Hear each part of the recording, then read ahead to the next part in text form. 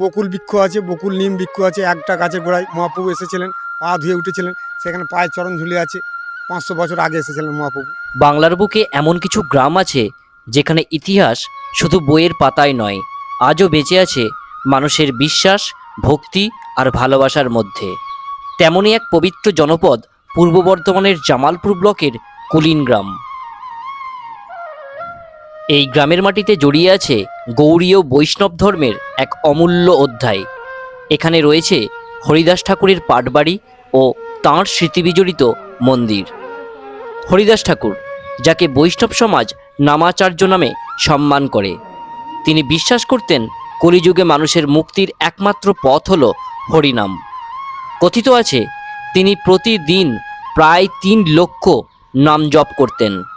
নানা বাধা, নির্যাতন আর প্রতিকূলতার মধ্যেও তিনি কখনো নাম সংকীর্তনের পথ থেকে সরে যাননি।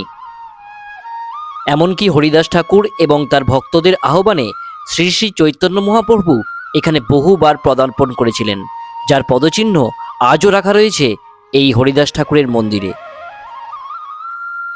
আপনি যদি কখনো হরিদাস ঠাকুরের এই পাটবাড়ির মন্দিরে গিয়ে থাকেন, তাহলে দেখবেন সেখানে আজও সুর করে মহাভারত ও গীতা পাঠ চলে। ভবন্ত যোগিন সর্বে বুদ্ধিমন্ত বহুশ্রুতা পঞ্চহায়ন সংযুক্তা পূর্বেশা মতি পূর্বেরা। আর এত সুন্দর একটা গ্রামকে আপনাদের কাছে তুলে ধরার জন্য আমি পৌঁছে গিয়েছিলাম পূর্ব বর্ধমানের জামালপুর ব্লকের অন্তর্গত এই কুলিন গ্রামে। হরিদাস ঠাকুরের মন্দির ছাড়াও আপনারা এই গ্রামের বুকেই দেখতে পাবেন বল্লাল সেনের আমলে নির্মিত গোপাল মন্দির, এবং তার পাশেই রয়েছে গোপাল দিঘি, যার পবিত্রতা গঙ্গার সমতুল্য। এছাড়াও রয়েছে জগন্নাথ মন্দির। প্রতি বছর রথের দিন এখানে বিপুল সমারোহে ভক্তদের আগমন ঘটে, এবং বলা হয় এখানে রথের চাকায় টান পড়ার পরই পুরীর জগন্নাথ দেবের রথের চাকায় টান পড়ে। এমনকি পুরীর রথের কাছি তৈরির জন্য এখান থেকেই কাছি নিয়ে যাওয়া হয়। এই সমস্ত কিছু আজও আমাদের ভাবিয়ে তোলে। চলুন এবার কুলিন গ্রামের এক স্থানীয় মানুষের সঙ্গে জেনে নেওয়া যাক এখানকার কিছু স্থানীয় ইতিহাস। গোপালদিঘি মানে পবিত্র নয়, গঙ্গার সমান পবিত্র। মানে গোপালদিঘি যখন কাটে তখন ষাঁড় পাশান হয়ে হলো, ধূপাবতী পাশান হয়ে গেলো, পরি পাশান হয়ে আছে, তা শিয়াল ডেকেছিল, শিয়াল পাশান মূর্তি হয়ে আছে। মানে এরকম অনেক রকম কাহিনী এখানে আছে। ওখানে বকুল বৃক্ষ আছে, বকুল নিম বৃক্ষ আছে। একটা গাছের গোড়ায় মহাপ্রভু এসেছিলেন, পা ধুয়ে উঠেছিলেন, সেখানে পায়ের চরণ ঝুলে আছে। 500 বছর আগে এসেছিলেন মহাপ্রভু। ভাগবত গীতাতেও আছে সব।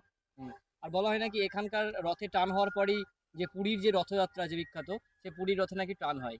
এটা হ্যাঁ। কি, এটা তথ্যটা একটু বলবেন? হ্যাঁ, এটা পুরী কাছে নিয়ে যাওয়া হয়। এখান থেকে কাছি আগেতে কাছি নিয়ে যেত, মানে পান্ডারা এসে নিয়ে যেত। এখন সব কাছি নিয়ে যায়, সপ্তাহ 2 আগে লোক এসে নিয়ে যায়। কাছি ছেঁড়াও একটুখানি নিয়ে যায়, নিয়ে গিয়ে তাতেই ওই কাছিতে জয়েন দিয়ে ওই রথ টান হয়। আমাদের এই রথ টানলে ও খানিকক্ষণ পর একটু নড়ে। আমাদের যদি 4টে 5-এ টানে, ওটা 4টে 10-এ টানে। শুনলেন তো কতই না ইতিহাস ঐতিহ্য জড়িয়ে আছে এই কুলিন গ্রামের সঙ্গে। তাই কুলিন গ্রাম শুধু একটি গ্রাম নয়, এটি বাংলার আধ্যাত্মিক ঐতিহ্যের এক জীবন্ত অধ্যায়, যেখানে গেলে অনুভব করা যায় ভক্তির শক্তি, নাম সংকীর্তনের মাহাত্ম্য এবং শ্রী চৈতন্য মহাপ্রভুর প্রেম ধর্মের স্পর্শ। আপনি যদি ইতিহাস, ঐতিহ্য এবং আধ্যাত্মিকতার সন্ধানে থাকেন, তাহলে অবশ্যই একবার ঘুরে আসুন পূর্ব বর্ধমানের জামালপুর ব্লকের অন্তর্গত কুলিন গ্রাম থেকে।